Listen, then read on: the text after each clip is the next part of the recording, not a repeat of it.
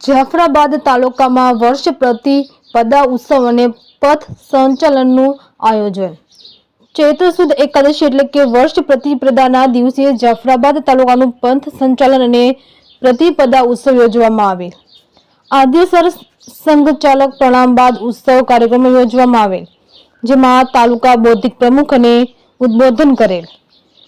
તેમાં ઉત્સવના વિષય ઉપરાંત સમાજના પંચ પરિવર્તન વિશેષથી સ્વયંસેવકોને ઉદ્બોધન કરેલ।